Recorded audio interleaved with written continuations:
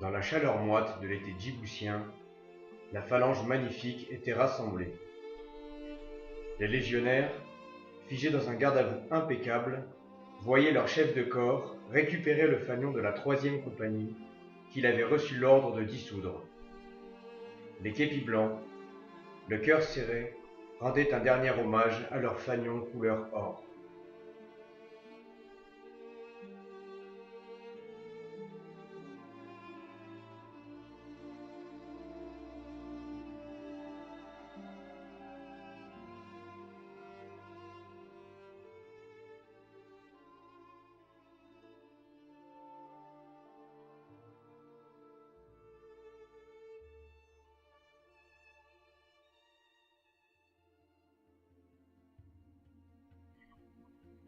À plusieurs milliers de kilomètres de là, l'effervescence était tout autre.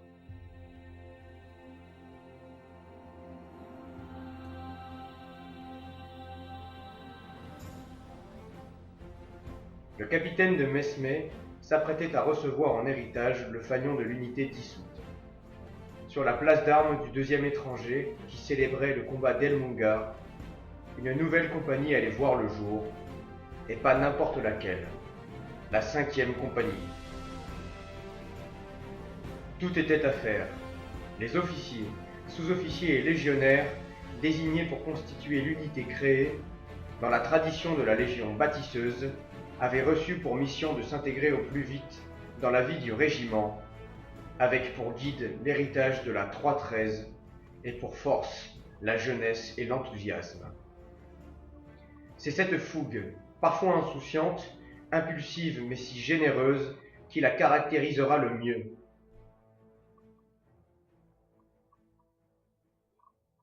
À sa tête, les 8 commandants d'unités qui se succéderont auront à cœur de faire fructifier cet atout magnifique, défiant sans complexe les sœurs aînées, imposant sa puissance physique et son endurance.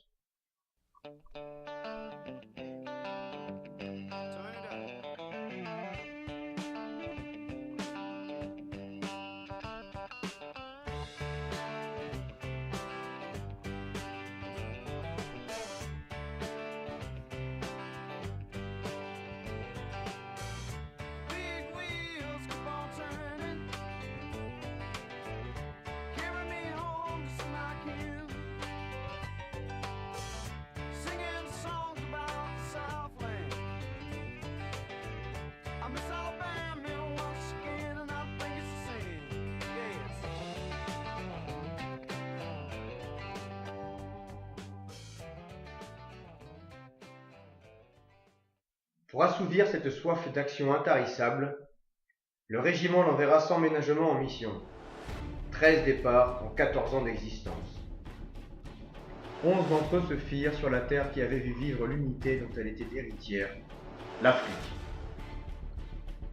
11 missions à sillonner sans relâche les pistes en latérite de la Centrafrique et de la Côte d'Ivoire, les étendues arides de Djibouti et du Tchad, les côtes lagunaires du Sénégal ou du Gabon.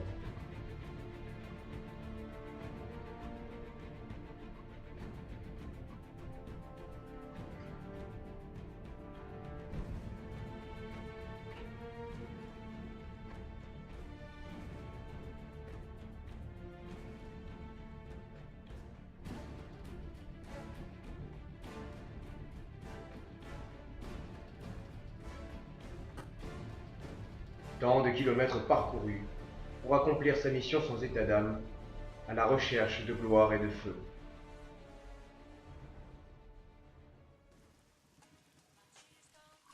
Car c'est aussi ça la 5.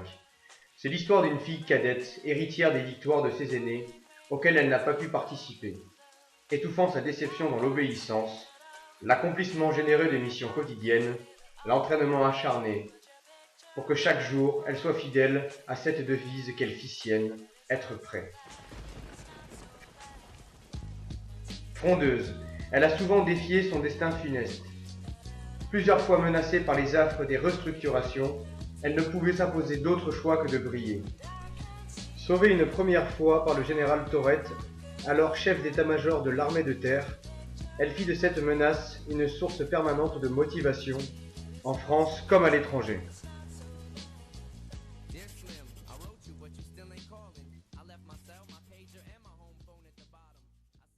C'est en Nouvelle-Calédonie que la compagnie vivra ses dernières heures hors métropole. Sur très court préavis, et afin de pallier le manque d'effectifs dû au départ massif du régiment au Mali, la 5 s'envolait sans le savoir pour son barreau de donneur à l'autre bout du monde. Sur cette terre majestueuse que le deuxième étranger n'avait jamais foulée, elle en fut une ambassadrice magnifique, forçant le respect et l'admiration de tous. Pendant 4 mois, elle parcourut avec enthousiasme et professionnalisme les pentes abruptes mais si belles de la Grande Terre. Tournée en province, évaluation en tir, stage commando furent le quotidien des légionnaires, dont les plus chanceux se seront même envolés pour le Tonga ou l'île de Wallis.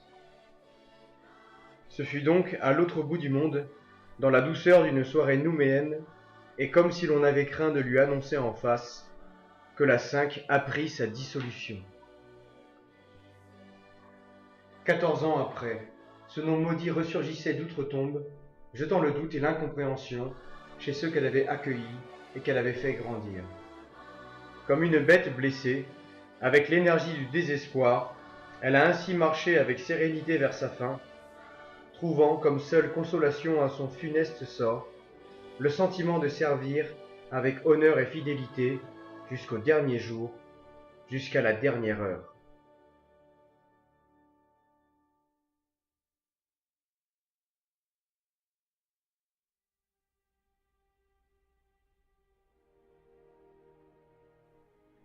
Comme leurs anciens de la 13, figés dans un garde-à-vous impeccable, les légionnaires de la 5 ont rendu un dernier hommage à leur fanion, qui a maintenant grossi les rangs des unités du 2 dissoutes jusqu'à ce jour. Puisse-t-elle être la dernière de cette triste litanie. Ce soir, les rires et les chants feront briller pour quelques heures encore la flamme de la 5, mais bientôt, cette lueur qui vacille ne sera plus que braise fumante, que les cendres du temps étoufferont peu à peu. Repose en paix, belle compagnie. Tu n'as pas connu le sang, mais la sueur et les larmes.